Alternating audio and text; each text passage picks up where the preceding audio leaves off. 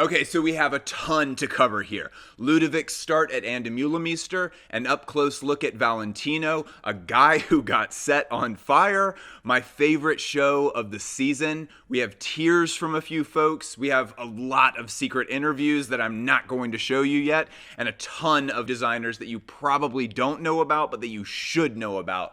But we begin here.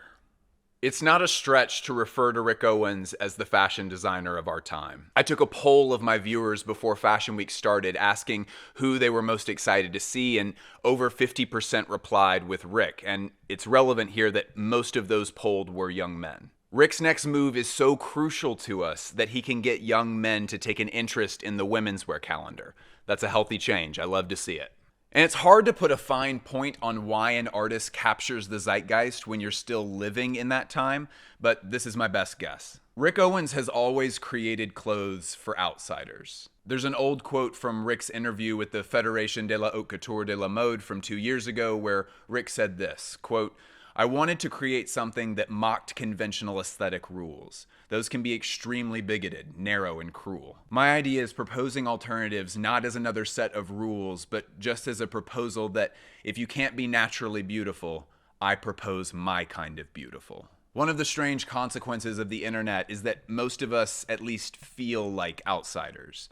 In this season, more than any other that I've seen, Rick allows his outsiders to do what outsiders most seek to do: take up space and force everyone to see them, to acknowledge them. These clothes are big.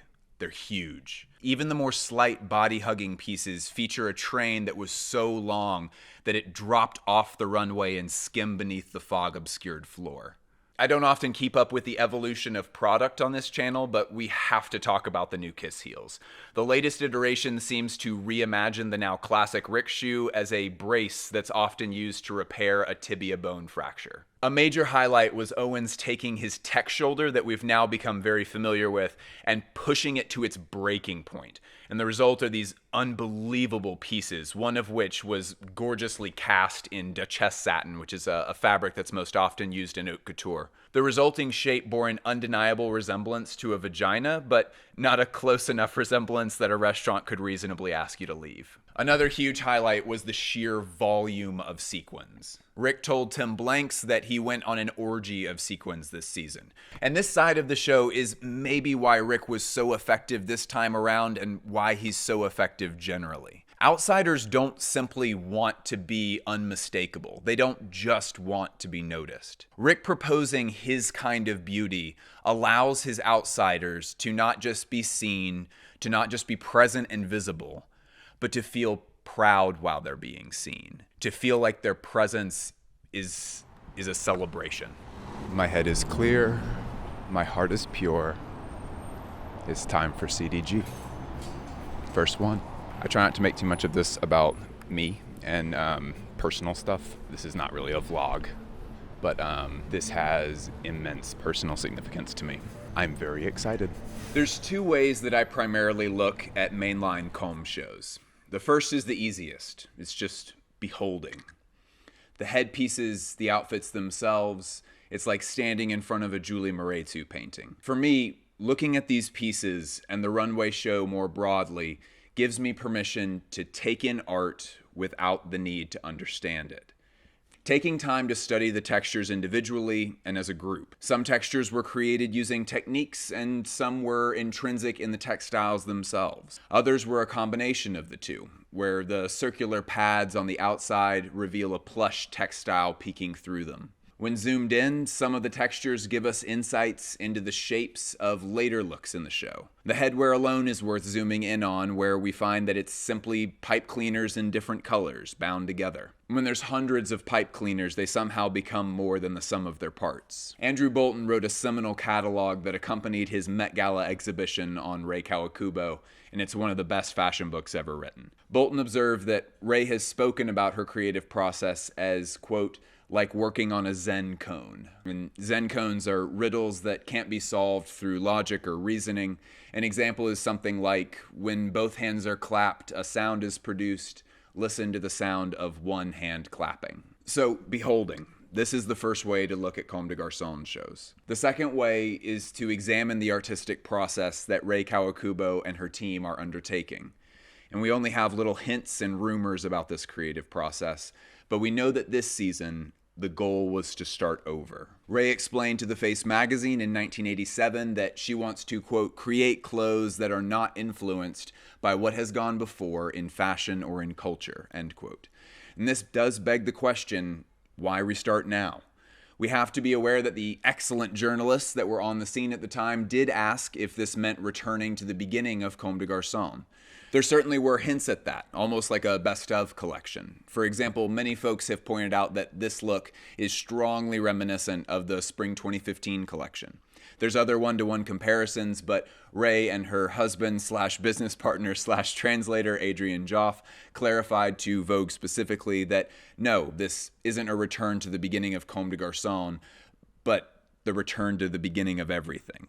A true reset. And if this is a reset, then I started attending Comme des Garçons shows at just the right time.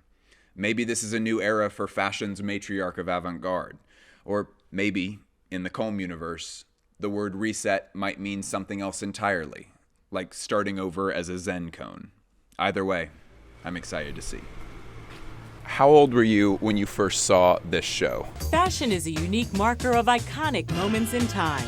It answers the never-ending question. Some form of that show, some kind of like update about fashion generally as it was happening. I feel like everybody's seen that show at some point, right? I loved those shows as a kid. I could never fully recreate that magic, but that's at least what we're attempting to do here. Deservedly, one of the most hyped shows of the Paris Fashion Week calendar is Loewe. And with most runway shows, you watch the designer continue season over season to build on consistent motifs and major products that tend to sell well. But the magic of Loewe shows is that you can't ever clock consistent motifs. The overarching theme for Jonathan Anderson is just new ideas. And there's so many new ideas in every Loewe show that by the time a new one is out, I feel like I've missed some pattern trick or some technique, some otherworldly material from the previous collection. The pieces that you probably couldn't help but see on your timeline were a cleverly executed Margiela reference.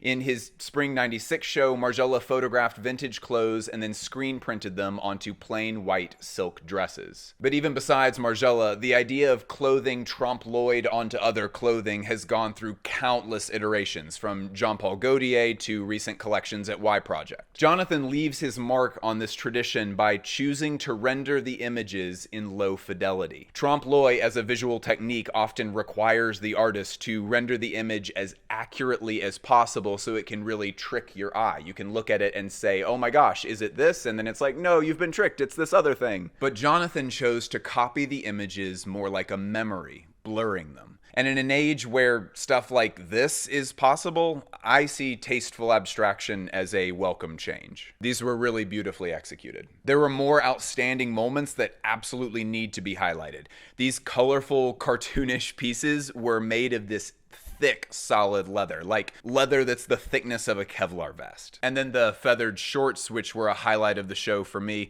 were exactly as awesome up close as you would hope they'd be. All the feathers were individually attached, and this is the kind of idea that sounds impossible on paper, like as in it sounds like an idea that surely won't look good once it's made. And then, as always, the Loewe team just absolutely crushes it. These were gorgeous.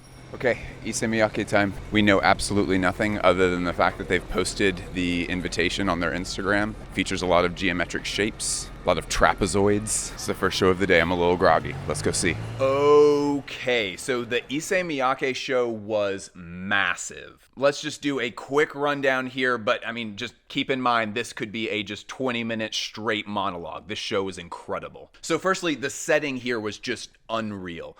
We walk into an opera house where the curtain that separates the seating and stage from the backstage area, that curtain has been pulled back completely, creating a spaciousness that's pretty rare in Paris. A massive mirror overlooked both sides of the primary seating area. And in the center of the room, the spaciousness was complemented by a marimba performance. So we're already in a bit of an otherworldly setting, but then the clothes come out. Satoshi Kondo took over as creative director of the brand just a few seasons before the passing of Mr. Miyake. In a short time, Kondo has covered a lot of visual ground. I mean, this show looked almost nothing like the show that came before it. The big thing to watch this season with Kondo is these looks where there's this play between the shape of the look itself and the shape that's implied by the print on the look. Especially when they're in motion, these looks become the visual equivalent of a wind chime, creating something that is technically disorderly, but that feels like a song. It's hard to pick other highlights when I just want to talk about everything, so we'll just move through quickly here. This is the coolest rain look that I've ever seen in my life, and they had a few different iterations of it. The way that this squared off pattern shape is shown in the pants and in the shirt above it is just gorgeous. This look makes me wish that they made the women's suiting in a size that would fit me, and the repeating motif of a square of fabric that's carelessly draped on things was just executed so well. We see that in this top specifically that looks like the model was walking towards a storm and a windswept fabric just latched onto her body off of the ground. It's also visible in the bags this season, which appear to have a kind of bag protector that here is just part of the bag itself. I don't think that I've ever said that bag has beautiful movement before, but just gorgeous work on this one. For me, this show sealed Satoshi Kondo's Issey as one of the best brands currently showing in Paris. This show was unbelievable. We hurried across town through some pretty insane traffic to get into Sacai, which had a huge number of attendees that were all packed together in a massive parking garage. Sacai is pretty unique in the fashion industry. They effortlessly graft and splice together completely different genres of clothing into one fantastic piece. The designer, Chitos Abe, manages to work in creating new, deconstructed clothing, but she does it among any genre of dress. In this show specifically, we see women's work suiting at the forefront. Okay, so let's talk about some motifs. The basting stitch or tacking stitch used in skirts and pants this season, it implies a work in progress, right? You've seen this motif before. It's sort of like the caution tape of clothes. So usually basting stitches are left over after fabric is bonded together, and they're meant to be removed. It seems like leaving in basting stitches has sort of become a visual aesthetic hallmark for deconstructed clothes lately. Here in this Sacai collection, they fit beautifully because they have such a deep history with hybridization. What used to be long skirts with a slit up the leg see a pretty complex hybridization here. The top of the slit becomes a fulcrum for what may be an almost realistic pulley system or a lever for a pocket that is lifted to comfortably fit your hand if it rests at your side. There's two different hybridizations here. One is an office skirt with an 18th century peigne. You remember peignes, right? They're these things. But also, and at the same time, it's hybridizing a bag with a pocket. Both function with the intention of holding your objects, but the lifting of that pocket is done through a shoulder strap, which is held static at the shoulder with an epaulette. We remember that epaulettes are these things, but this is so nuts because it's creating the closest thing that I've ever seen to a simple machine in fashion. Fucking wild. And this collection just seems to really love discussing the slicing and shifting around the traditional parts of clothing to be realized into something new.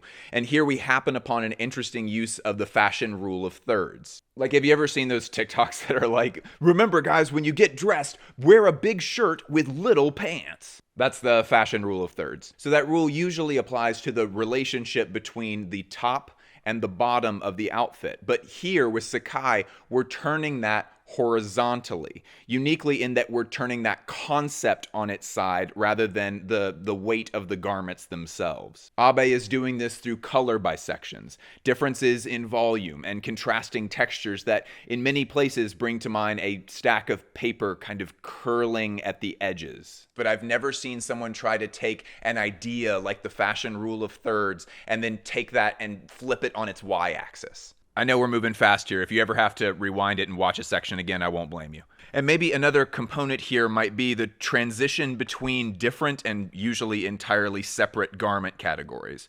A few cuts in a fur jacket becomes the style lines of a peplum skirt underneath it. And this almost mathematical approach to what makes things beautiful is complemented by what I assume is incredibly painstaking math to create some of these patterns. And that is Chitos Abe's origin story, working as a pattern maker for Junya Watanabe. The cool thing about this brand and this collection in general is that it just seems to be trying to do interesting experiments with clothes. And Abe is not bending to a particular market or age group or trend. This collection feels completely devoid of baggage like that. Some looks included horizontal, tiered layers of the internal mechanisms of suiting, popping out underneath the suit. You can see here that now it's made of the same suiting material instead of lining material. In one look, the lining makes a brief appearance between the button and the pocket of a jacket, which almost slices the jacket in half visually. We also have jabots made of sheer socks, and they fit this hybridization workwear theme so well. It's a great tie-in to the idea of 18th century fashion and modern women's office wear. Jabots were also made of sheer shirts with the placket and some buttons seen on the final looks. Sacai continues to make art that challenges our conventional ideas of what dissonance looks like and manages to create visually harmonious and deeply interesting clothing. Okay, quick note for everybody. We had a number of really outstanding video interviews this season. I always include a few minutes of every interview, but I can't possibly include the whole thing in some cases. But the full interviews do always go onto the Patreon. Like this season, we got an outstanding talk with Henry Alexander Levy from Enfant Riche Deprimé, and we had a really good conversation. We got a very long talk with Nicolas de Felice, the CD of Courrèges, and we got some great manufacturing insights from the founder of Carew Research. The interview with Henry Alexander Levy is up on the Patreon right now, along with a shit ton of other videos and exclusive content. So go join the Patreon so that you can actually watch the full thing and get the full conversation from what we talked about. Next is Ottolinger. This is not my first time at an Ottolinger show, but this is my first time talking to the design duo behind the brand. They showed in this crazy abandoned warehouse in Paris, and we started the conversation there. The wires look really good. We'll stand right here. Yeah, let's do that. Yeah. I honestly love spaces like this because my dad had a warehouse that he was using. It wasn't really his warehouse, it was just that no one was using the warehouse, and so he just kind of started using it. Cool. And I would just kind of play around in there a lot as a kid. I mean, the wires was not specifically something, I mean, it's cute that it's here, but it's just like interesting how this space exists in the center of Paris. And it's super elegant, even though it's like, I mean, it's like this construction site, right? But it really has this really grand elegance, and it really fits like Ottolinger. Like we like deconstructing, we like when it's a bit raw, like rough around the edges, but still has like very specific beauty to it. So I noticed that there was a pretty big shift this season in that we didn't use any trompe-l'oeil, which is kind of what I've kind of started knowing Ottolinger for. We're trying to get every season better and better, and so also like we try to work on like construction and also like on outdoor, so it's like really like a functional, like good jacket. So And I think maybe we're also growing up a little bit. So we like to we capture even more and more every season. We try to capture what's the essence and removing bits and see if it still works, and like really try and have different angles to like what this Ottolinger girl is. and also kind of more elegant in some ways. So like you could even almost go to the office. Actually, that was something that one of your Chinese PRs was mentioning to me, is that he said, oh yeah, the suiting is very popular in China. Everyone really loves it because he was like, you can wear it in so many different ways, but it really does look appropriate for the office. Like I think change is really human, and also we love change. We like to always switch it up a little bit. So we like tweaking things, and we just like really dive into and like change. Yeah, no, I think it's really... I think it's also kind of personal because we're still the same person. It's not like that we like this season like tutu and the next season is like something else. So it's like it's kind of a build up and we grow as persons. So like the collection grows with us, kind of, if that makes sense. Very cool. This is wonderful. Thank you so much. Thank you so much. Yeah. Extremely busy day. We're now going up to Ester Manez. We had our first occasion to get onto the Fashion Week bus, which usually we just get an Uber or we have some slightly different schedule than what the bus has. It was very strange, just like walking onto this tiny little bus. This is our second show with her and third collection because she did one with AZ Factory. They did one with AZ Factory. It's Esther Manez and her partner Balthazar. We're expecting some wedding themes. Let's go see. Outside the fact that body inclusivity at Esther Manez is incredibly welcome in the industry and serves as more than just an empty promise, Esther Manez and her life and business partner Balthazar are getting married this summer. Truly the perfect theme for this show, which is titled For Better or Worse. Speaking personally, congrats, y'all. Speaking businessly, the Esther Manez team demonstrates that they know how to navigate their customer really well with this move. Because for the average bridal customer, that one white dress will be the most expensive dress that they ever purchase. And Esther Manez offers the modern bride an exciting, textured, and universally flattering option. In fact, lots of options in this show. The couple is catering to a market that's hungry for new options, but also has a budget. The bags, which seem like they are 3D printed, look like romantic draped fabric, which fits the theme really well. Yet the fact that they are entirely solid seems like one of those "Is This a Cake?" videos. Also, introducing lingerie to the Esther Manez catalog makes a lot of sense. It fits perfectly into the layering that they try to encourage with their clothing on the runway. Again, huge congrats to Esther and Balthazar. Via Vogue, we learned that Esther's wedding dress will be look 4. Next up was one of my most anticipated shows of the season, Y Project. We got to speak with Glenn Martens after the show, and he gave us some great insights. You mentioned that the denim embroidery was a pretty dominant technique this season, and to me at least, it almost looked like the denim was growing, like the roots of a tree, out of the different garments. What made you want to take that shape on with the denim application? At Y Project, we never do anything like in a conventional way. The idea is always to try to reinvent or challenge ourselves and redefine what is, for example, an embellishment. And as classic embellishments would be done in embroideries with paillettes, we wanted to do it with denim, with something very norm and low, and celebrate beauty with that. Very good. And last season, my single favorite part was this story you told about the bad tattoo of the guy at the party, and that kind of made its way into the collection. Was there anything from your personal life or personal things that you experienced that made it into this collection? Well, as the soundtrack and actually the red thread of this collection is this aria from Handel. There's of course a big moment. It's been interpreted like a lot of many times, and one big time was the prelude of Antichrist from Lars von Trier, where the child dies. So the whole song is being played then.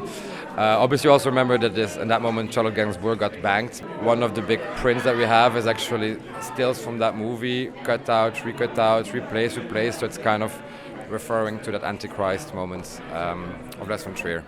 Very cool. And do you consider yourself to be part of the deconstruction tradition? Because every time I try to label your clothes, I can never manage to cleanly label what it is that you do. I think I'm more about the Belgian tradition. It's very about conceptualism. I think the Belgians globally, normally they always go first for concept and then they go for form, and I think that's what we try to do. And obviously sometimes deconstruction, sometimes not. Very good. Thank you so much. Time for Noir Kaini Namiya. This is one where the conceptual muscles in my brain get one of the biggest workouts. Noir Kai is one of the most abstract, broad, cloud-like brands that shows in Paris. It's really interesting to me the way that brands under the Comme umbrella operate, because most shows when you walk up, the PRs have iPads and they're checking QR codes and they're checking off names and stuff. FOSTER. The Comme people just have a sheet of paper and they hardly ever use it. Recognition only, and everyone is greeted by name. It's very reunion-like. Let me ask you all something. How do you determine the quality of abstract art? How do you separate high-quality, rare pieces from low-quality derivative ones? I asked myself this when I started re-reviewing footage for this show at home. And then the runway video ended. 11 minutes had gone by and I hadn't even noticed. When reviewing footage, I skip around, I take notes, I'm usually reviewing photos on my phone simultaneously, but for the first time with this Noir Kai show, while I was on the clock, I just got lost in the show. Kaini Namiya is a tricky designer for critics. We know he doesn't like working with themes and he doesn't have mood boards, at least none that he's willing to share.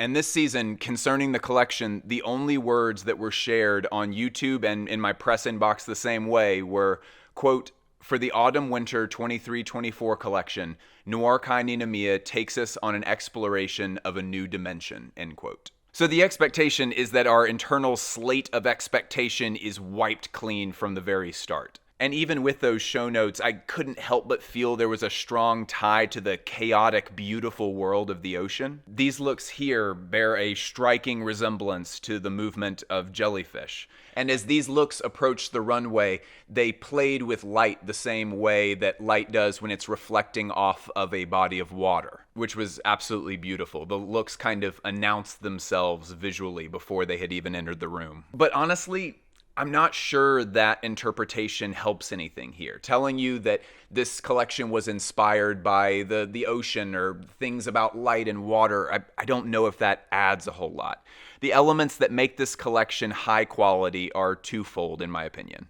The first is that Kaine Namiya is meeting his own goals effectively. He's always pushing for something new and has gone on record saying that the only way that he can hope to achieve something new is by changing technique. So he doesn't sew, for the runway looks at least. He finds alternative ways of connecting the pattern pieces and the adornments together. Making such a fundamental change like that puts your work at great risk. You could come out on the other end with a collection that looks like a fashion undergrad made it. But that is not so here. These pieces look beautiful and complete, both in the footage and in person. And the second mark of the quality of this show is that I didn't have to say anything for this to be engrossing. Like, if you can, after you finish this video, I really do encourage you to go watch the full show with its original music on Comme des Garçons' YouTube channel. If you're gonna do that, please put your phone away, stream it on the flat screen, and turn the volume up. It's worth it, I promise. Last show of the day, nighttime show. This is actually a pretty good setting for this. We are going up to A.W.A.K.E. This brand has experienced a lot of changes in the last decade, and this is the beginning of a new era for them. Let's see what happens. Could you tell me a little bit about the baseline of the collection first?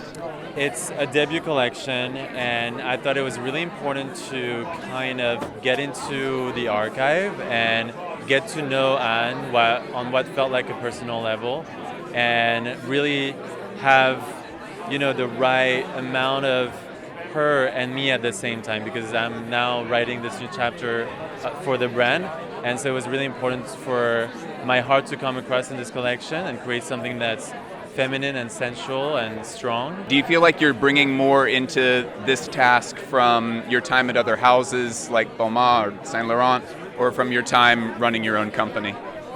I think I really went into it as if it was a new beginning, because that's, I think, the best thing that I can do. And realizing that, I'm a 32-year-old designer coming into this house, and I really wanted to create a pure, perfect step that could be the first one of many. And so it was important to have a clean slate, as if it was really a new brand almost, and define right away something very sharp and very strong, and something that's absolutely recognizable. Tell me about the textiles a little bit. I love that the white looks in particular just almost had this ghostly movement to them. Yeah, totally. Well, so the idea with that was sometimes, when you go in an exhibition, they put the archive on Lightbox, and then you see how beautiful it is and how much work went into it. So we have the piece as the solid piece with the silk, and then we did it in the chiffon so that you could see all the work that goes into the darts and the tailoring and et cetera, et cetera. So kind of like you said, like that ghost version, so that you can see what's under and how it was created, because I really wanted to present myself as a couturier now too, and just being focused on the beauty of the clothes. When a creative director first moves into that role, they're doing so much more than designing a collection of clothes. They're getting to know their new team. They're learning how everyone works, how everyone takes direction best. At European houses, there's likely language barriers at play. They're becoming acquainted with the archive, and on and on and on. Like any other job on Earth, it's not reasonable to expect a new recruit to soar until they have their footing. And because smart creative directors know this, the first few collections should lay a competent foundation from which their vision can really spring from later on. For me personally, I consider the first 4 collections over the first 2 years to be this foundational period. Now, my approach on this is not very sexy. I think everyone wants to glance at a few looks from one collection and then make some grandstanding speech about whether this is, quote, good or, quote, bad. And I think that's intellectually dishonest. I, for one, am excited to see this new era of the house unfold over the next few seasons. We're off to a solid start here. Okay, so when I got into the car to do the intro for this section, I was way too low energy, so I'll just say we were in a car driving across Paris going to Junya Watanabe. I will say this up front. This was my favorite show this season. I was beaming the entire time. I was smiling so big my mouth was hanging open as they blasted Led Zeppelin's Kashmir through the speakers. Favorites are always a weird thing because they start just as a feeling. But the more I reviewed this show, the more I liked it. Most of the quality here comes down to Junya's goals. This was a wildly ambitious collection, and let's count the ways how. Firstly, the masks. Masks have been a difficult category for designers the last few years for obvious reasons. Masks often feel like the designer is too literally trying to interpret our times. But these masks are from a wholly different dimension, built for survivalist circumstances that we don't even encounter on Earth. They look haphazard but distinctly purposeful, like a hastily prepared prototype that an astronaut might have made in an emergency out of loose parts from around the spaceship. Secondly, the execution of these clothes is damn near flawless. Let's break down what's happening here. As you can see, this is a monochromatic show, a all-black show in particular, except for a few flashes of color here and there.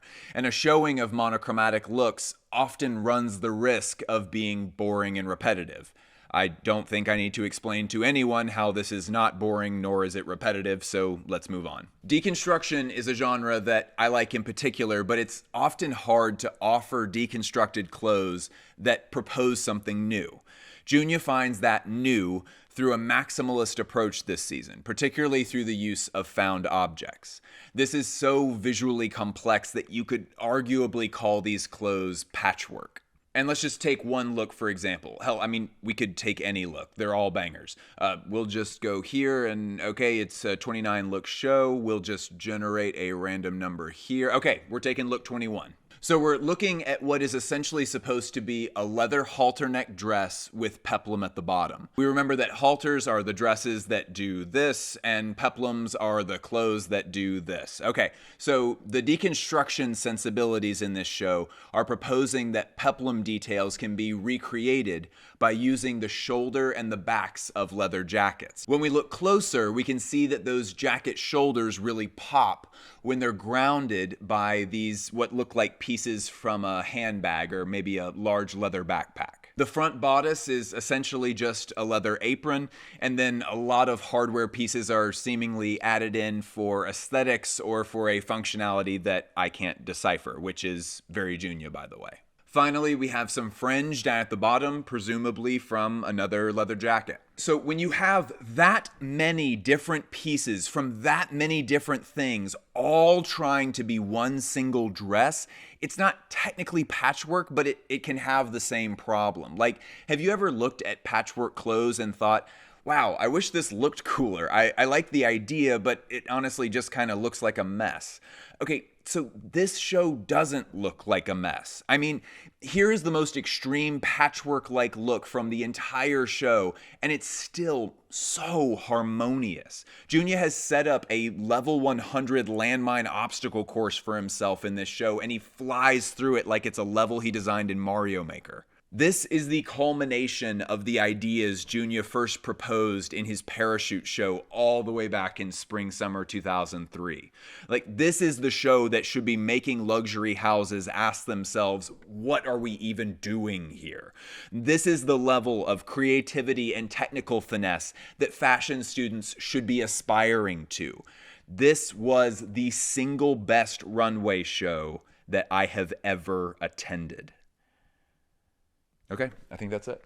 Okay, so we're going up to ERD, and I don't know where we're going, but I've never been to this venue before. I'm kind of in an interesting spot with this brand. I think at first glance, most people just sort of assume like, oh, it's just a basic punk brand. This is very easy to figure out. I have the feeling that there's a lot more poetry and depth to this than just it's a punk brand. I'm kind of trying to solve for the whole world that Henry Alexander Levy is building through this thing, but hopefully this show will give me some insights into that puzzle. Before you release all the shows, you do a montage. Could you tell me a little bit about what you put into the montage and kind of how that relates to the show? Yeah, like it's connected to the collection always. Whether it's just like different shit I'm into, like musically. I make those with my friend Ross, and they're like emotional vignettes of like part of the story of like this season's collection. So this one kind of related to like Giacometti and like post-war Europe, and there was some Soviet themes. I just find what I like and I grab it. There was a scene, or a scene from a movie, I assume, that was in the show where the kid is asking his mom for money. Yeah. What is that from? I couldn't pick that one out. That's from Basketball Diaries, when Leo's like trying to slide his hand through the door. Mom, can you give me some money, please? Stop fucking around. Mom, give me some fucking money, please. It just kind of felt good in that spot, and that's kind of what I try to lean into with everything first. Like, does it feel good there? Because like, you don't want to just be subversive or use something for no reason. Like, it needs to flow. How has the idea of rebellion changed for you as you've gotten older? Whereas like 14-year-old working up until now being 31, has that evolved at all? Yeah, I think it has, and I think it's constantly evolving. There's like a large interest for me in painting. Like, I paint and whatever, painting, sculpture, like abstract expressionism, just concepts which aren't, with punk, it's like, punk's not enough, like, you know what I mean? And there's certain themes where I feel like this is a part of the brand, this is a thread in the brand. It should kind of always be a thread through every collection. Like, I'm not interested in changing the season and saying, oh, now we're into this other thing. I think every year you get older, your taste should just get better. And I try to just go deeper. Like, obscure is really what I want. I want these like small, forgotten about treasures.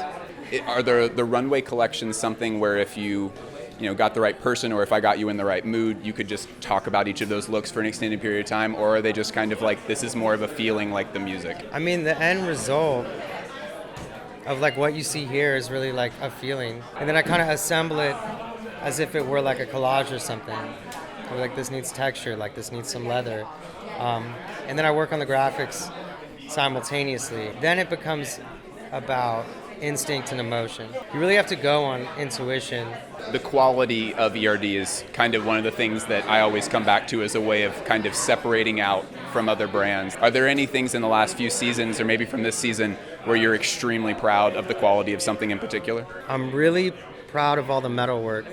Like, I'm really proud of like all the cherubs, rats with chain, the clips, like the belts. These things, like, we put so much work into. Like, we're not some mass fucking corporation just trying to push out bullshit. We really put a lot of time and care into it. I sweat everything. Like, I sweat the whole thing. It's a good way to be. Thank you, man. Yeah, thank you. I hope that was... No. Okay, it is now time for something completely different. Today, I have the pleasure of introducing you to Jeanne Vicerial. Her work was recommended to me as something to check out during Fashion Week, and I am so glad that I did. Jeanne is an artist, and her medium is thread rather than fabric, which may seem pedantic at face value, but don't let that distract you.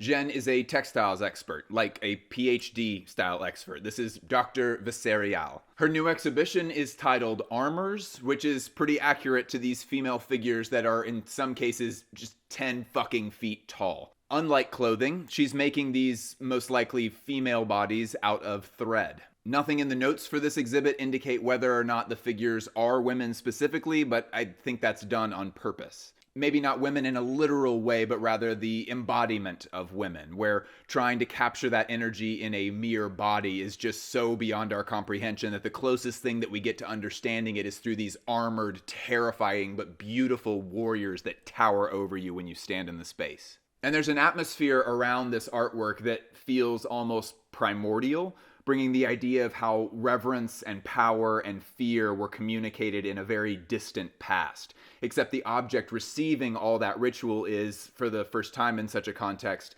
rooted in the feminine. And it's weird because when you look at it, you can see what a radical departure it is from the ages where empires would deify their strongest male warriors, honoring them through sculptures intended to inform generations later that their territorial conquests were huge and these great victories were indeed, I promise, they were great. We don't get to see that type of deification done for women in a way that has the same awe-inspiring hugeness to it. And it struck me while standing there that the hugeness is communicated now. In 2023, it's communicated so much more effectively through this medium of thread rather than just a huge hulking marble statue. Jeanne's work strikes me as the product of that ritualistic deification if the world collectively decided that vulnerability, nurturing life, and love were admired enough human qualities that sacrifices would be made to honor those who practice them. And you can see that in this sacrificial wall where all the different works are vaguely vulva-shaped and filled with rose petals that are sealed with resin. And those motifs, the petals and the resin, are seen in other parts of Jeanne's work. They form a kind of visual center from where the threads almost grow from and slowly knot themselves into these warrior women. Jeanne makes these herself, and for most of them, they were painstakingly made by hand, though lately she's adopted new technology to cut her time down substantially, which enables her to more quickly turn thread into this. And that articulated robot, by the way, was made part of the exhibition to have spectators continuously visit, to visit once and then come back later to see how far the robot had gotten. Jeanne tells us, though, that the speed of the robot was calibrated super slowly so that it could last for the duration of the exhibit. If you made adjustments and it was working at normal speed, it could finish the whole sculpture in 3 hours. Okay, back to ceremonializing the feminine. We come to see these 10-foot warriors that have also been made in smaller sizes, too. Sort of like how in rituals, practitioners would want a piece of that practice for themselves, kind of a symbol or relic to take home with them. While we were speaking, Jeanne made comment on how interesting it is that the similarities between sculpture and textile, and how both use the word seams to describe points of junction. And we can see that maybe inspiring her tomb/recumbent effigy here. You know, those tombs where the people that are in them are carved into the outside lying down. But here, the tombs are so grand because the figures she tries to portray in this manner are more than human. Tomb effigies do represent this ancient reverence that seems so profoundly useless for this time. Yet for these figures, it feels like being represented in this way, and the work that it takes is a fitting way to honor their idea. And the gallery where this was hosted did such an incredible job of creating a crypt-like dark space to present the white figures. You really feel like you're walking on hallowed grounds here. I could go on about this for hours, but this art was so rich in experience. It visually stunning. I am so glad that by chance I got recommended this artist and that I went to go see her work. If you can, go look at it yourself. It's outstanding. Okay. My first show is Givenchy. As a longtime observer of Matthew Williams' work, he has gained his footing at Givenchy through methods of modernization and making cool the older, more historic, and perhaps almost like courtly clothing associated with the brand's heritage at large and its namesake, Mr. Hubert de Givenchy. The incredible thing about this show is that the first few looks and the last few looks were made in the haute couture atelier. This is Givenchy, after all. They have the resources to do that. Matt's a lucky guy. And lucky for us, the product of that is these very plush coats and jackets with vertically pleated flaps and dresses that feature the same effect but with buttons to mimic the tension of like a suit jacket. And the fabrics here are crucial. Silk satin, cashmere, mohair, they have the good stuff. Okay, let's talk about layers. These layers here are tiered all the way down to the knees in various fabrics, and they're staggered systematically enough to make any demarcation between the chest and the legs very blurry. Bringing the old into the new is the whole theme, and you can see that pretty clearly in some places. Like, these keyhole bodices are done less aristocratically than Hubert might have, but they seem to fit what Matthew Williams wants it to look like now, which is a slice right through the middle of a bodice and nothing more. Same with these lavalier dresses, where there's a pussy bow that's on the garment, but it's not necessarily tied up into a bow. Oftentimes, the bow can have a bit of a dowdy look to it, and they look less than modern until we just bring that opening down to the belly button, kind of elongating the torso and haphazardly tying it together. And suddenly, it's not so dowdy. Okay, are you ready for some one-to-one finds? I got some for you. Here is a green silk dress made by Hubert that's located at the V&A Museum currently. Thanks to Tim Blanks, we know that Maddie was clearly referencing this green floral pattern in these 3 looks, and the show notes tell us that as well. It takes talent to see modernity in something that's from this high, glamorous era of fashion. And that's not all. Hang on. This dress. It's cool. It's got some fish on it. We know from the Vogue review that these are Hubert-drawn fish. So this dress that spirals around the model is a dress directly inspired by a dress that McQueen made during his tenure at Givenchy. And here is the photo of it. I'm gonna be real with y'all. This took us hours to find because the only way we could find it was by going through every McQueen book that I have, and I have like 9 of them. Like, this is the investigative journalism you come to this channel for, folks. We close out with these looks covered in pearls.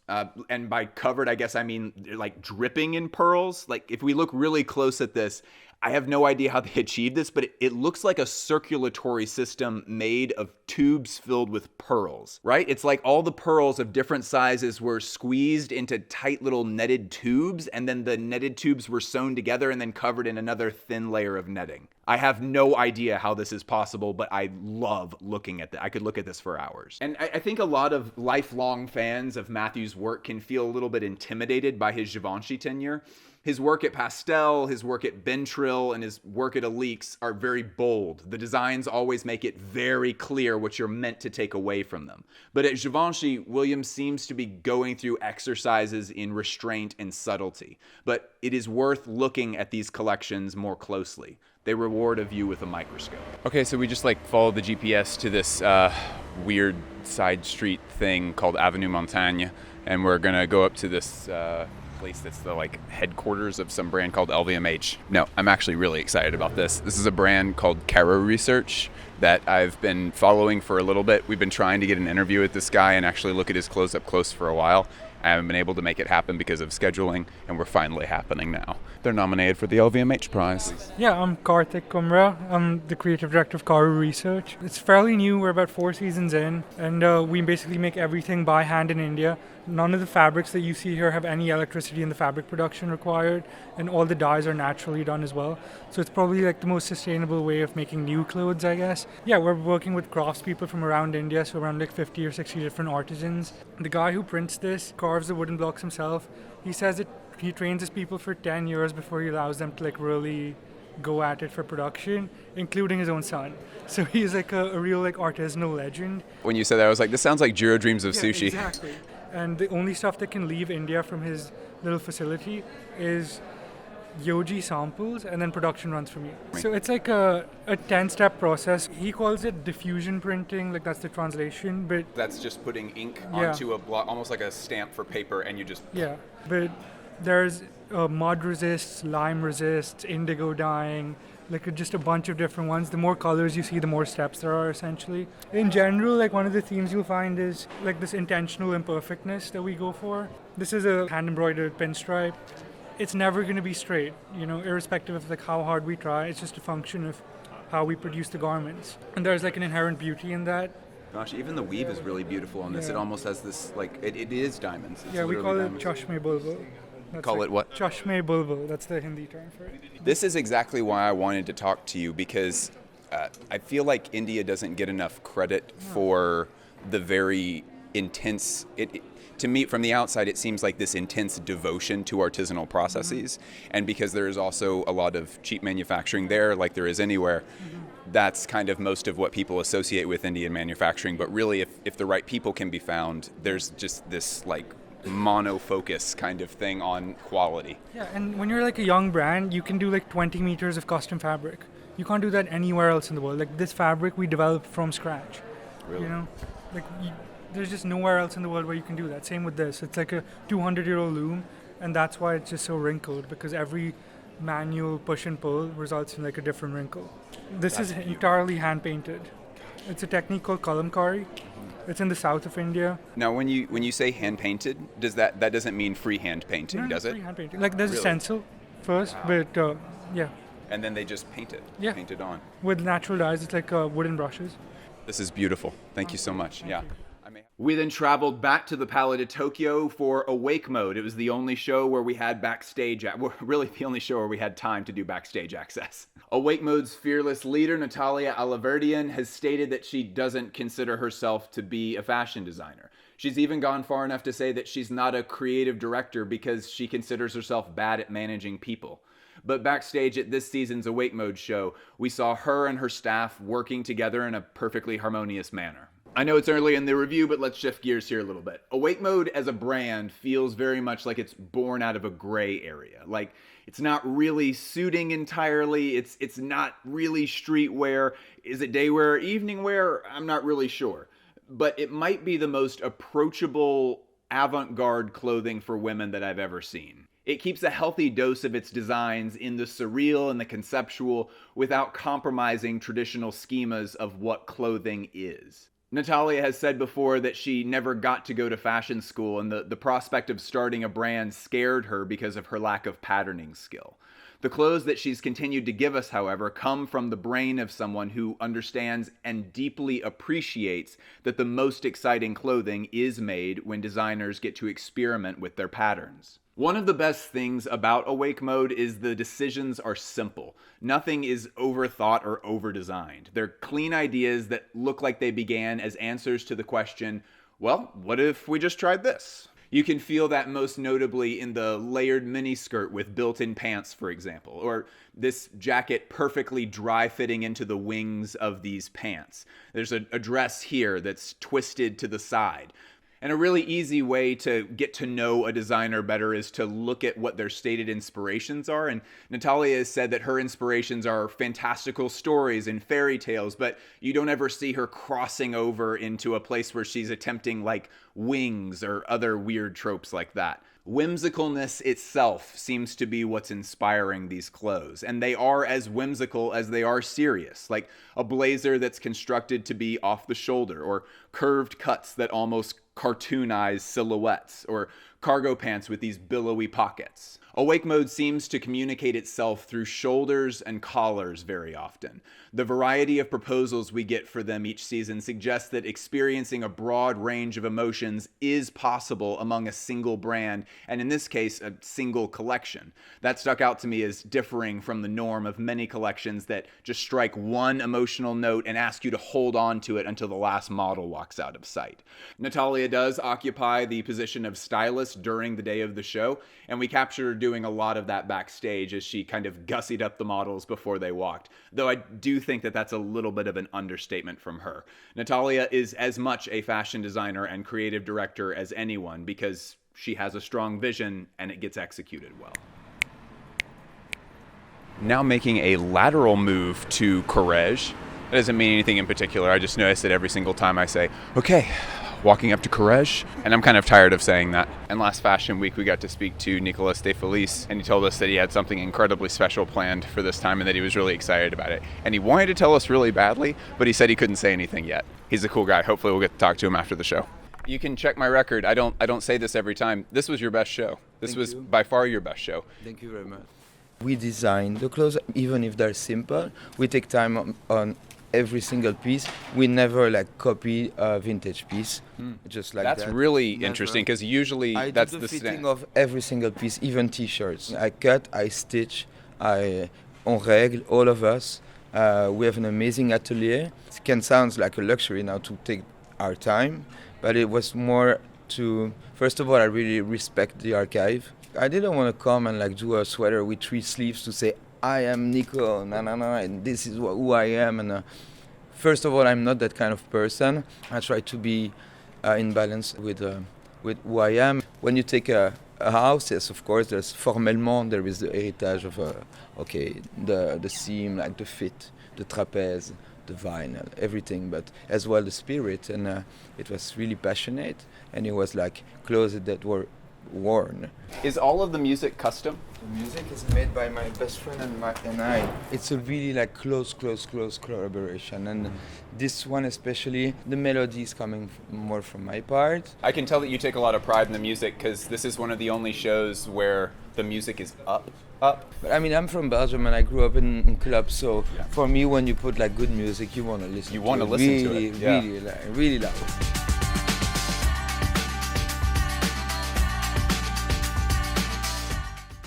There is a phrase in the song this time. She was asking, "Is the sky blue?" Is the sky blue?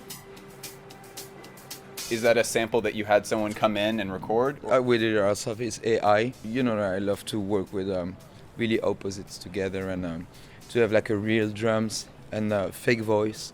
And obviously, we were talking about like our relation with our screens and our this new digital world that's really more than surrounding us, but like really into our lives.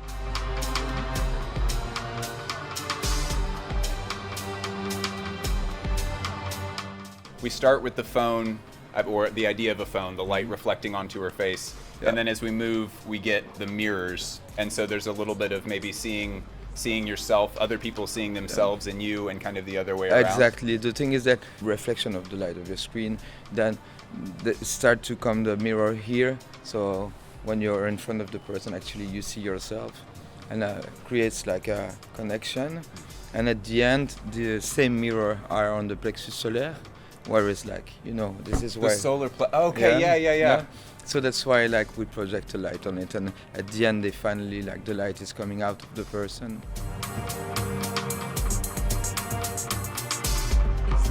Yeah, for me like create new things is important, but like taking care of what is already there with us is as most important. It's like creating crazy new things. I never stand still during these. I'm gonna stand still for this one. Mame Kuraguchi. She is one of the best young designers in Paris right now. Mame is exceptionally good at taking abstract concepts or concepts from other forms of art and translating them very seamlessly into clothes that actually work. There's no big conceptual stuff on the runway. They're just clothes that are directly inspired by the ideas and other art forms that she loves. This is one of my most anticipated shows of the week. And I was right. Maiko's collection, the designer's name is Maiko Kuraguchi. She continued to show her unique method of working with inspiration this season. And as with the last collection, Maiko continues to be inspired by the greats of Japanese bamboo basket weaving. There are some places where that inspiration is readily apparent. The interweaving of the Rochelle jersey stripes and the torchon lace on certain looks. But what interests me more is the lessons that Maiko has learned from studying bamboo art that she now uses in her own craft. I'll read a section of the show notes here. Quote, Kuraguchi captures the main image of the season from the intersection of the many lines peeping through the small gaps in the basket netting, the dances of shadows, and the lightness of the bamboo. End quote. This relates to an ongoing discussion we've been having on the channel concerning the Japanese concept of ma. The transliteration of this word is just empty space, but it gets way more complicated than that. In this collection, Maiko encourages us to look closely at the placement and the visual effects of the gaps created by her designs. And again, some of these designs do bear a literal comparison to woven bamboo baskets, and those can be appreciated for what they are. But again, I'm more interested in Maiko's larger point about bamboo artists, that they just have a deep appreciation for their raw material. They just love the look and the feel of bamboo. Likewise, Maiko has carefully selected materials to work from, and her collection always tastefully points back to the natural beauty of fabrics like alpaca. Okay, this is the most stressful transition of, I think, the entire week. We're going to Helia de Mille, one of the best, world builders in Paris Fashion Week among the younger crowd. And apparently everyone who was invited was apparently supposed to wear black, and this is about as close as I can get. Sorry, guys. So I ended up flipping my jacket inside out to match a little bit better, but this show was immersive for a few reasons. First, this robot dog was just running around casually, very Helia de Mille. But once everybody was seated, the show began with that audio sample of the kid who's unable to fully ask the "have you ever had a dream" question, which is terrifying when it's slowed down. Have you ever had a dream that you could do so you You want him to do so much you can do anything? Like last time, the show was divided into 2 sections, but what happened in between them is, well, here, just listen. You really like dividing the shows up. How did you divide the looks up? People halfway through a show, or just like looking at their phones, or like maybe, you know, like thinking, okay, what's the next one? Probably just like something that looked like the last one. This idea of like bringing some kind of like intervention, or like a halftime show, or something where it felt like, okay, now we're back on our feet, and like wake them up. And when Julia says wake them up, he's talking about lighting a guy on fire. I imagine pulling the permits to do this was pretty tough, but they pulled it off, and the guy seemed to react as if he does this all the time. We caught him backstage after he had been hosed off, which is a normal part of the process of undressing someone who's just been set on fire. And then between you and me, we're self-funded all the way. We have 35 looks, but there's only 17 models. That's how you do it. You make like a moment, and then you get a lot of people changing very fast while that moment is happening, and then you go back. I mean, that's good though, because then you can have a lot more control over the exact look of the show with the models and stuff. So Yeah. I mean, it works out in both ways, I think. Yeah, and I mean, our stuff is very styled and sculptural, and like there's a lot of layers and a lot of like styling involved. So it's not just like putting on a jacket. It really has to be done and fitted in the exact way that I want it to. Do you have a particular stylist that you trust very deeply, or is it you and your brother? No, it's just me. Yeah, controlling like all the styling and everything. I mean, that is your job. Yeah. What are some shapes that you're really excited about this season? A lot of like the bomber jackets and like the shearling and like all of that feels like very oversized but then cropped, and it gives this like really cool silhouette with the very long legs. It's just about proportioning it, right? If you tie this a little bit further up, it looks like your waist is here, and then actually your legs become like ginormous. And that was also like the whole inspiration from Henry Moore, and his sculptures are all like very semi-abstract, where some of the things are like skewed out in a way so the legs could be like extended in a very interesting long way, or like the elbows or the arms or something like that. So a lot of that inspiration is like seen in hints throughout the collection. Was the dog an actual Boston Dynamics dog? Oh, I forgot the name right now. We call it our office dog. It was like a bit of like an interesting way of capturing, because it has cameras on like all 4 sides. Just like a fun thing to play around with. Terrifying thing to play around with. Yeah, it's good. Yeah. This is great, man. Thank you so much. Thank you so much. Yeah. And then it was time for the Rokh show. Oh, I actually really didn't realize that there was a pun in that until I read it out loud. We walked into a pile of old office equipment in the middle of the room that made me feel very old, because I looked at it at first and was just kind of like, oh yeah, normal modern office supplies. This show was called Office Essentials. Okay, so what office appropriate clothing looks like is pretty standardized among workplaces, and is obvious to everyone with eyes that Rokh Fall has presented a collection with many different types of garments that do look wonderful, but are unfortunately not often office appropriate, and that is totally okay. Rokh can do whatever he wants. Rokh's experimentation for wardrobe essentials are consistent here.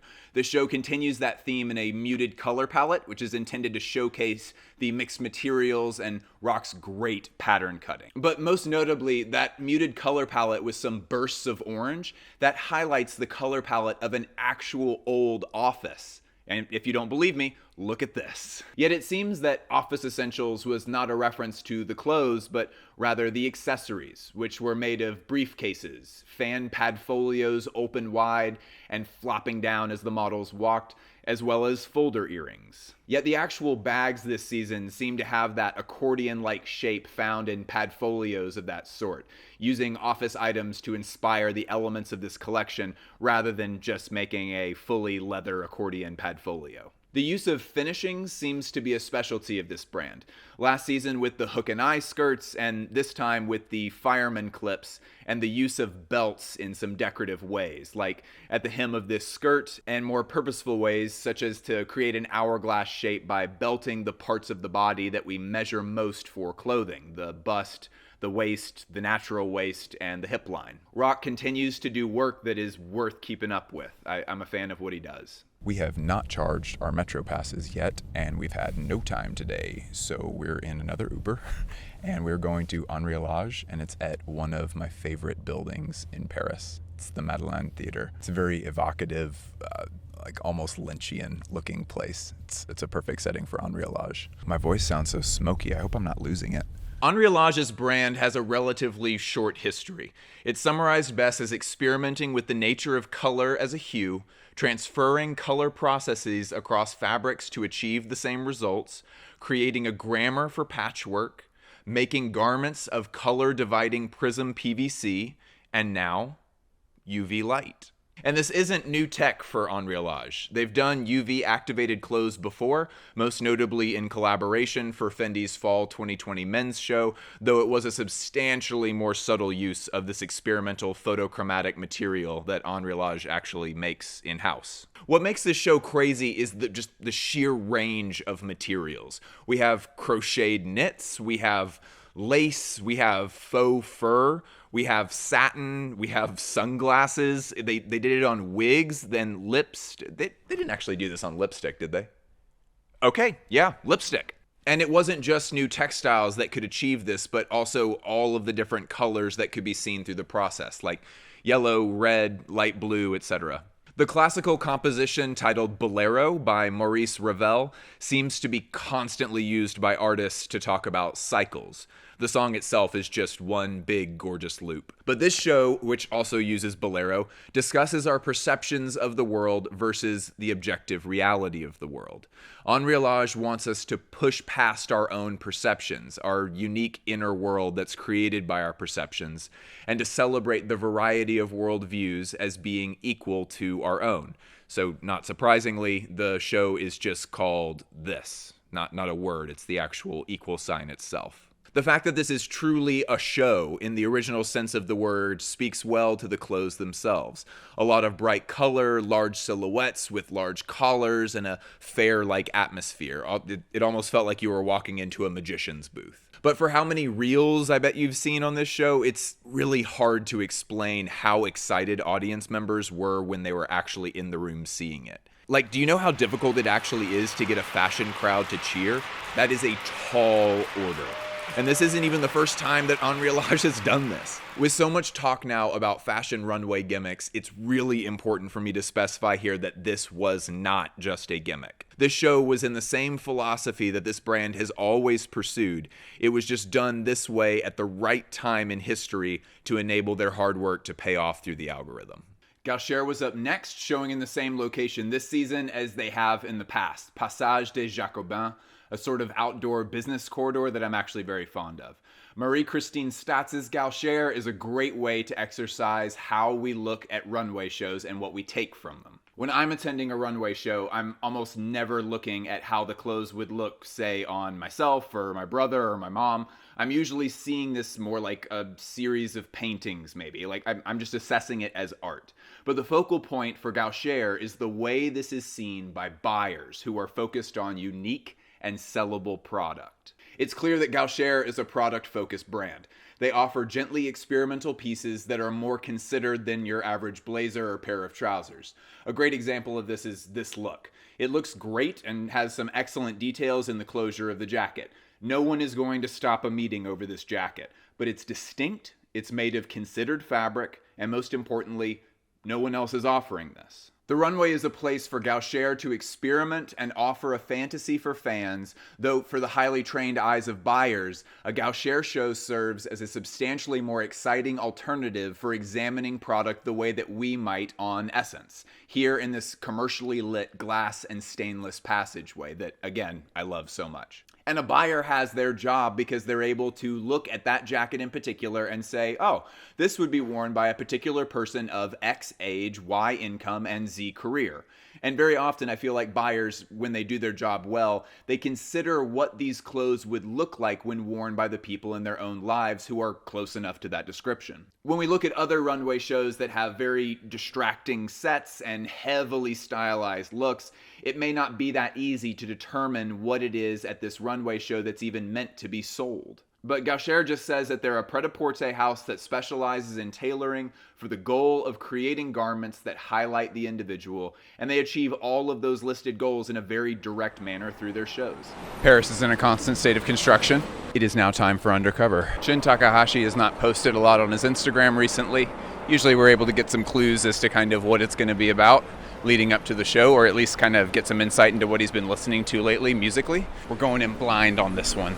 I feel like I always have to specify that right now for Undercover, the women's is a show and the men's is just a lookbook. So we're showing for women. I'm excited. Let's do it.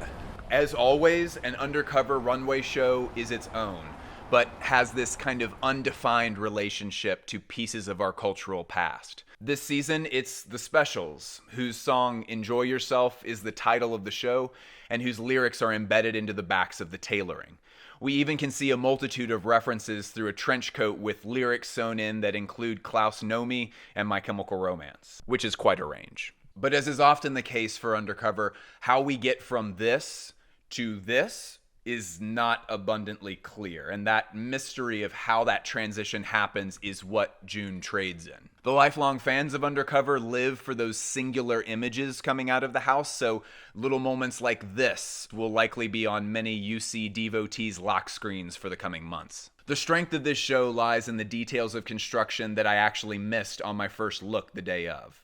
The back of look 45 comes together so brilliantly with the accompanying jacket. Like the way the puffer detailing is so dominant in the back of the look and then is tucked down in the front, just chef's kiss. Or the leather wings on the back of this sort of reversed flight jacket. Or my personal favorite singular piece of the show, which is this handbag that you actually stick your arm through, here kind of doubling as a kind of extravagant mega sleeve. One of my favorite areas in Paris. This is Place Vendôme. We're walking up to SHANG XIA.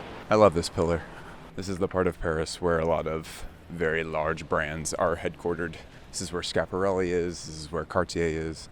SHANG XIA has built up a larger and larger following in the West as of recently, but this was our first show with them. And I liked this show a lot, and it gives me a good opportunity to talk about how we, the audience, take in runway collection. Like any art form, there's a million ways to look at a runway show and a million ways to make a value assessment about the quality of that show. And there's lots of examples of perfectly fine fashion critics honing in on a single element of a show, like a shoe, a single look, etc., and saying that the show was good and this specific thing was the reason that it was good. But generally, I tend to take in collections as a whole and judge their merits with all the pieces in front of me. But I find that even with collections that I love overall, the individual garments are often hit or miss with me. Even when I love how a collection functions as one big piece of art, if I look at a single shirt from it, I have about a 50% shot of liking it. But Yang Lee presented a standout collection this season because I loved the vast majority of the individual garments. For most of these clothes, if they were taken completely out of the context of this show and just put on a person at a party, I would be saying, that's such a sick shirt, or wow, I love your dress. And this is not a safe SHANG XIA collection by any stretch. There are risks and there's bold choices everywhere, but they ended up with over 100 garments that shine as a collection in a runway setting and will shine when out in the world being worn. That is no small feat. Okay, it is nowhere close to as cold as it was last time we were in Paris. It was completely brick that time. Still cold, but not that cold. We are walking up to Vaquera, which is a New York brand that now shows in Paris. This is our second time covering them. They're at the legendary 3537. It's been dark for a while, which seems like a good setting for the way their brand is usually set up. Their last show was so incredibly maximalist that I'm really curious to see how they evolve on that now. Whenever a brand reaches this place of like super busy, everything's happening all at once, get out of the road. I'm always curious when a brand goes super maximalist what they will follow that up with, because it usually means that they have to make some kind of radical change. But we'll see. So we talked last time and we were at Burning Man, and we're very far away from Burning Man this time. Where are we this time? We're in a dreamscape or a nightmare. kind of trying to figure out which, and we're kind of talking about how dreams can morph into nightmares and vice versa, both in a kind of like physical sense with clothing and like emotionally how we're feeling about what are our dreams and what are our nightmares. It's interesting that we went into a dreamscape from a place that technically is real. It's about as close as real life gets to dreams with Burning Man. The clothes this time, like it seemed like a complete wardrobe this time, much more so than last time, which seemed a lot more explosive and imaginative. Can you tell me a little bit about what shaped the wardrobe specifically, considering that inspiration? I think we often are inspired by what we want to wear and what we are wearing, you know, like we're super inspired by vintage and like vintage from the past, like just photos, you know. Also just like bizarre things, like there were a couple things that were inspired by like Getty images, stock images type things this season, like the bag that has like a hole in it was like a stock image that Patrick found, and all of the fishnet caps were also like a stock image. So I think we're just into like Googling weird things and seeing like what is the most basic definition of like what like no money means in a purse, and like so we're just into weird shit. And, cool. Yeah. Weird shit is always good. Yeah, I noticed the fake money everywhere. I was actually fooled by that. It felt like real money, or it looked like real money. We got it on Amazon. It was like next day delivery. I'm surprised it's not a federal crime. I'm shocked. So you should spend that 150. Yeah, I'll just go grab something, Yeah, go to dinner. That's great. Do it. Heading over to see Matre Pierre, which is Alphonse. We saw him last season. It was very engaging. There was a dead horse, a stuffed dead horse. Still counts. I'm excited to see what's next. We found Alphonse after the show, and he briefly explained to us why he was feeling particularly emotional during that time. Sorry, I'm like the real crying person. It was my Martens from Jean-Paul Gaultier. Is it?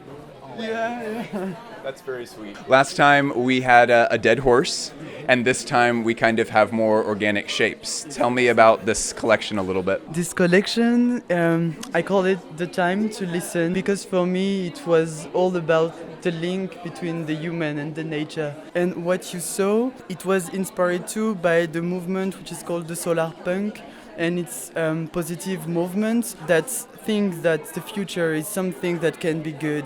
I really wanted a big shout of positivity for this one, and so that's why one of like the main characters of this collection is really directly inspired by Princess Mononoke, because A.W.A.K.E Miyake is part of the solar punk. He's someone that is really related to that, and there was something, and maybe you saw it growing, you know, on the pants, like flowers and like Like the ending of the movie. Exactement. We just watch Miyazaki constantly when we're editing, so this is all we watch. I really loved the necks, where like the neck almost looked like the furling of a calla lily. I really wanted for this one to get like the idea of like full nature. It was not just to do like a floral dress, but this time it was just to do a flower. We were talking about the link between human and nature, to on this kind of looks where there is the prints, to totally delete the human. And so that's why we worked with an IA which has totally like elaborate with suggestion. The petal, the fields that you saw, everything that you saw as print does not exist. It was just lines of code, and so we put some names of flowers, plus we had just few like human emotion, like love, like nostalgia, very cheesy. But I really wanted, you know, somehow to, at the last moments of the process, to add the human touch, but that's it. It's like at the ending where like it's growing so fast that it almost is like a unnatural naturalness, and that is kind of what AI does, is you give it a command and it just like populates so quickly. This is really beautiful. Thank you so much. Merci.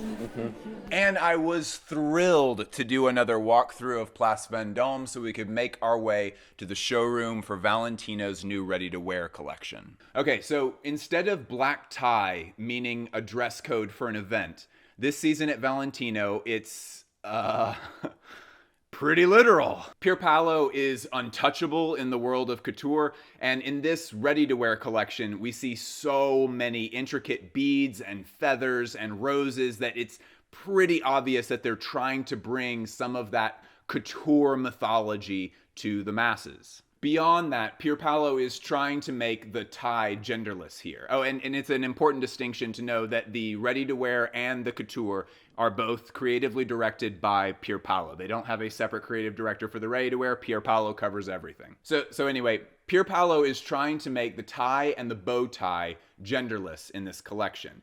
We combine the dominant black tie themes with little punk motifs throughout.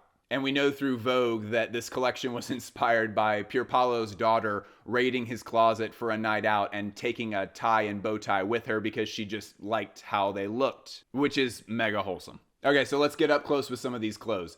The coolest thing about this collection is that they use the tie and the concepts surrounding it to inform the collection more so than just putting a tie onto a dress, though we do see a lot of that. In this look, for example, a tie knot leads into a collar that becomes the top of a halter dress. We see another one covered in this multicolored beading, which, by the way, the beading, this has become a bead appreciation montage. We are in the bead appreciation segment of this review. Look at these beads. Beads. All jokes aside, the beads do help with this massive theme of couture being brought to ready-to-wear that this collection is kind of trying to prop up. And this actually gives us a good opportunity to talk about something. The idea of we're taking couture and bringing it to ready-to-wear, that's an idea that has been tried many times. It might have even been tried by another house this same season, but this is what you need to know about that proposal. The thing that makes couture couture is time and resources. All of the dresses that are shown in a couture setting are dresses that have had 500 labor hours put into them. To bring that into ready-to-wear is, in a way, it's a contradiction. And so when a house says we're bringing couture into ready-to-wear, what they're saying is we have found the right use of time so that we can add a lot of intricate details to certain things, and then in other places we just have straightforward off-the-rack clothes. So when you're assessing the quality of a ready-to-wear collection that claims to have couture elements in it, you're looking at how well they've struck that balance of their time and resources. And in this case, I think they struck that balance pretty well. I mean, the feather detailing on all of these is really, really beautiful. And I mean, again, the beads. A few other quick personal highlights. These tiny shorts for men are great. And for a collection that's clearly trying to subvert the domineering, almost sociopathic feelings associated with men's suit and ties, these tiny shorts are a great way to do that. Another highlight that's super interesting is this bow tie dress. Like, if I looked at this outside the context of this collection, I could have sworn that this was made by Undercover, which makes a lot of sense. Jun Takahashi and Pier Paolo have collaborated before on an awesome collection of clothes, and from what we know, they have a pretty decent friendship as well. We also have this suit jacket that pretty geniusly takes the scarf and the jacket look for men and incorporates the scarf into the notch lapel itself. The result here looks really great. The public seems to really want accessible couture on some level, and this collection does a very good job of striking the right balances to bring that to people in a ready-to-wear collection. Let's let them pass us real quick.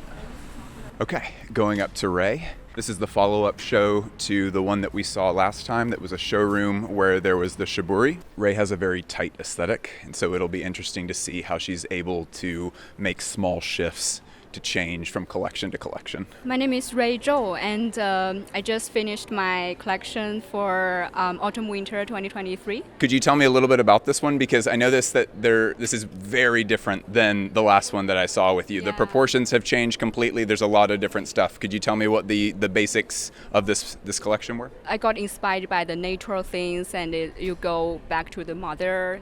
And so that's why we have like very curvy like shape and silhouette, and it's not about like negative shape like going to inside, but like positive to go outside. And it seems like there's always some element of fetishistic stuff at play here. Last time there was the shibori with like tying up, and then this time there's like the plastic. Oh, is it not? Did I get it wrong? Is that not really where it comes from? Yeah, I think the plastic comes idea from the water.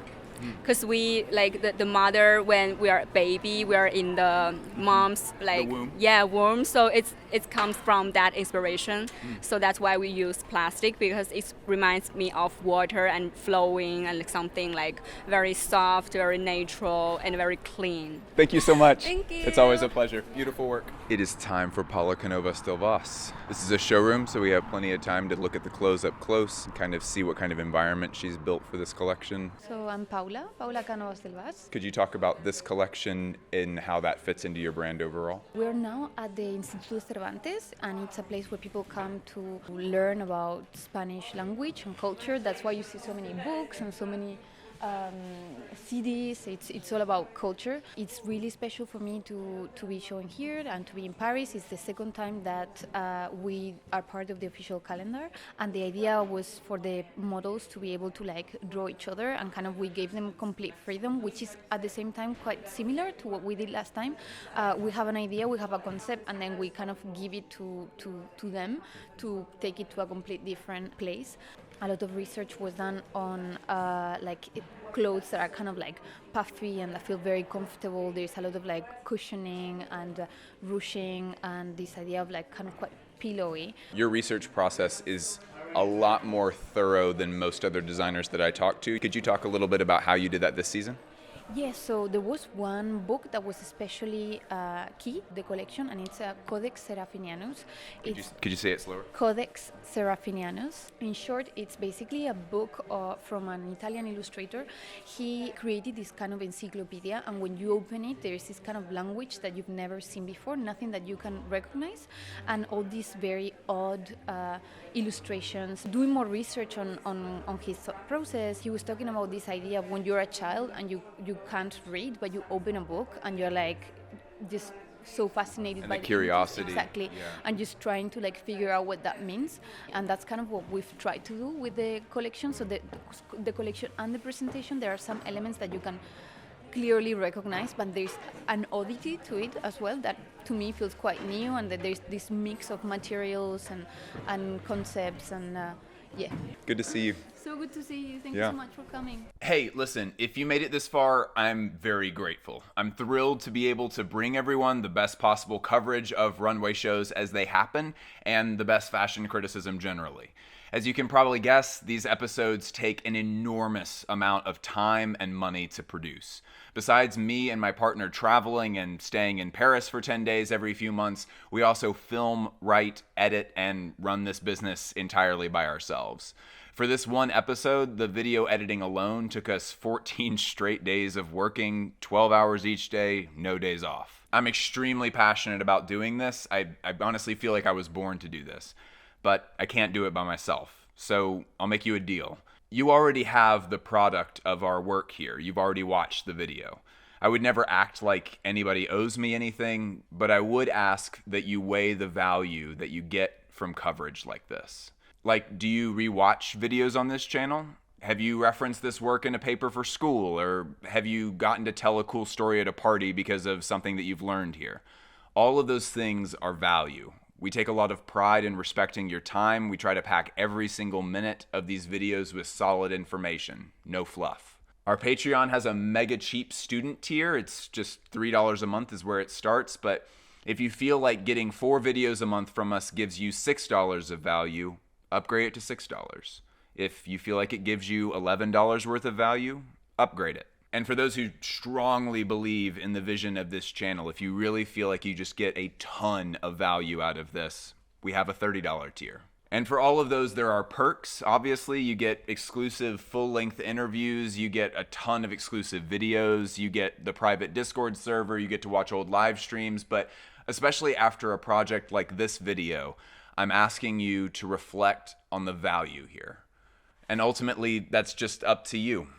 I love you all a ton. Thank you again for your time. We'll see you next week. We actually have a really good video coming then too. Peace.